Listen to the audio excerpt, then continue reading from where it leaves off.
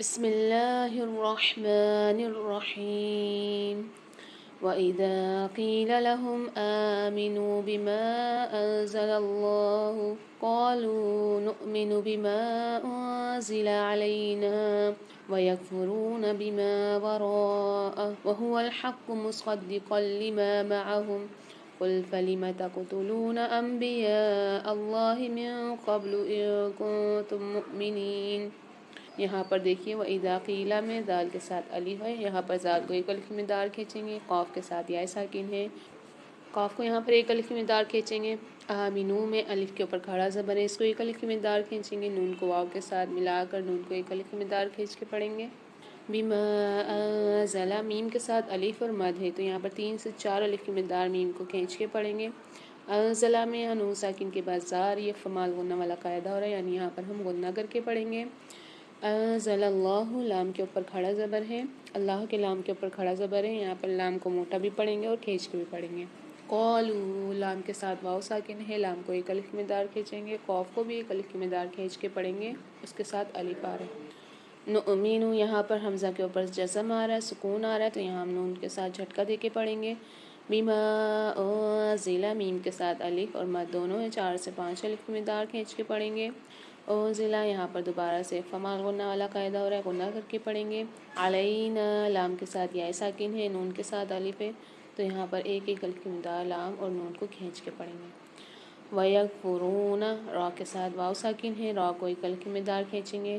بما میم کے ساتھ الف آ رہا ہے تو یہاں پر میم کو ایک الف کی مقدار کھینچ کے پڑھیں گے۔ وَرَاءَ را کے ساتھ الف اور مد دونوں ہیں تو یہاں پر 4 سے 5 الف کی مقدار را کو کھینچ کے پڑھیں گے۔ وَهُوَ الْحَقُّ واو کو لام کے ساتھ ملا کر اور حا کو قاف کے ساتھ ملا کر پڑھیں گے سختی اور جماعوں کے ساتھ۔ مصدقا لما یہاں پر صاد کو دال کے ساتھ ملا کے پڑھیں گے، کیونکہ دال کے اوپر مشدد جس حرف کے اوپر مشدد آ جاتی ہے اس کو ہم پچھلے حرف کے ساتھ ملا کے سختی اور جماعوں کے ساتھ پڑھتے ہیں، اور نون اور میم پر جب مشدد آ جاتی ہے تو وہاں پر ہم غنہ کر کے پڑھتے ہیں، اس کو نوٹ کر لیجئے۔ قاف کے اوپر 2 زبر آ رہے ہیں تو یہاں پر قاعدہ ہوگا ادغام بلا غنہ کا، تو یہاں پر ہم غنہ نہیں کریں گے، قاف کے اوپر 2 زبر لام کے ساتھ ملا کر پڑھیں گے، غنہ نہیں کریں گے۔ میم کے ساتھ الف آ رہا ہے، یہاں پر میم کو ایک الف کی مقدار کھینچیں گے۔ معہم میں عین کی آواز واضح ہونی چاہیے، اس کو الف کی طرح نہیں پڑھیں گے۔ قل فلم تقتلون تا کے ساتھ قاف آ رہا ہے، یہاں پر قاف میں قلقلہ کر کے پڑھیں گے۔ لام کے ساتھ واو ساکن ہے، لام کو ایک الف مقدار کھینچ کے پڑھیں گے۔ انبیاء اللہ انبیاء میں یہاں پر چھوٹی سی میم بنی ہوئی آ رہی ہے نون کے ساتھ، یہاں پر اقلاب والا قاعدہ ہوگا، یعنی یہاں پر ہم غنہ کر کے پڑھیں گے پچھلے حرف کو میم کے ساتھ ملا کر، جیسے الف کو میم کے ساتھ ملا کر غنہ کر کے پڑھیں گے۔ یا کے ساتھ الف اور مد دونوں آ رہے ہیں تو یہاں پر 5 سے 6 الف کی مقدار کھینچ کے پڑھیں گے۔ اللہ کے لام کو موٹا پڑھیں گے اور کھینچ کے بھی پڑھیں گے ایک الف کی مقدار۔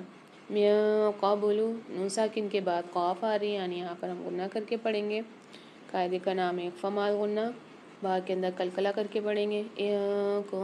تم نون ساکن کے بعد کاف آ رہی ہے، نون ساکن کے بعد تا بھی آ رہی ہے، تو یہاں دونوں جگہ ایک فمال غنہ والا قاعدہ ہوگا، دونوں جگہ غنہ کر کے پڑھیں گے۔ اچھا میم ساکن کے بعد دوسری میم مشدد بھی آ رہی ہے تو یہاں پر بھی غنہ کر کے پڑھیں گے۔ مؤمنین یہاں پر حمزہ کے اوپر سکون ہے، جزم ہے، تو یہاں جھٹکا دے کے پڑھیں گے۔ نون کے ساتھ یا ساکن ہے، نون کو ایک الف مقدار کھینچ کے پڑھیں گے۔ اب میرے ساتھ پڑھیے وَإِذَا قِيلَ لَهُمْ آمِنُوا بِمَا أَنزَلَ اللَّهُ قَالُوا نُؤْمِنُ بِمَا أُنزِلَ عَلَيْنَا وَيَكْفُرُونَ بِمَا وَرَاءَهُ وَهُوَ الْحَقُّ مُصَدِّقًا لِمَا مَعَهُمْ قُلْ فَلِمَ تَقْتُلُونَ أَنبِيَاءَ اللَّهِ مِن قَبْلُ إِن كُنتُم مُّؤْمِنِينَ۔ اب اس کا ترجمہ کریں گے۔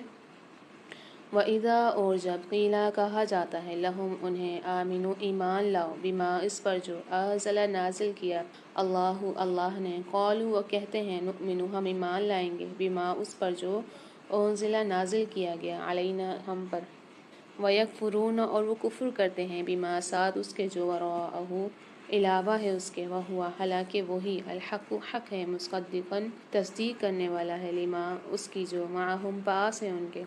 کل کہہ دیجئے فلم تو کیوں تقتلون تم قتل کرتے ہو انبیاء نبیوں کو اللہ کے من قبل اس سے پہلے ان اگر تم ہو تم مؤمنین ایمان لانے والے۔ اب اس کی تفسیر کریں گے۔ تو اس آیت میں یہود کا رسول پاک صلی اللہ علیہ وسلم پر ایمان نہ لانے کا ایک بہانہ اور اس کا رد کرنا ذکر فرمایا گیا ہے۔ وہ یہ کہ جب انہیں قرآن پاک پر ایمان لانے کے لیے کہا جاتا تو وہ کہتے ہیں ہم اس پر ایمان لاتے ہیں جو ہم پر نازل کیا گیا، یعنی ہم تورات کو مانتے ہیں اور اسی کے مکلف ہیں، اس کے سوا ہم کوئی چیز نہیں مانتے۔ اللہ پاک نے اس کے جواب میں فرمایا کہ اول تو تمہارا قرآن کو نہ ماننا بے معنی بات، کیونکہ وہ تورات کی تصدیق کرنے والا ہے، اور جیسا کہ پچھلی آیت میں ذکر ہے کہ تم پہچان بھی چکے ہو کہ یہ وہی رسول ہے جس کی آمد کا تم شدت سے انتظار کر رہے تھے۔ پھر اگر تمہارا یہی دعویٰ ہے کہ تم صرف تورات کو مانتے ہو تو تم پہلے انبیاء کو کیوں قتل کرتے تھے، حالانکہ وہ سب انبیاء تمہیں تورات کی طرف دعوت دینے آئے تھے اور تورات میں تمہیں انبیاء کے قتل سے منع کیا گیا تھا۔ معلوم ہوا کہ تمہارا جھٹلانا محض حسد، بغض اور تکبر کی وجہ سے ہے۔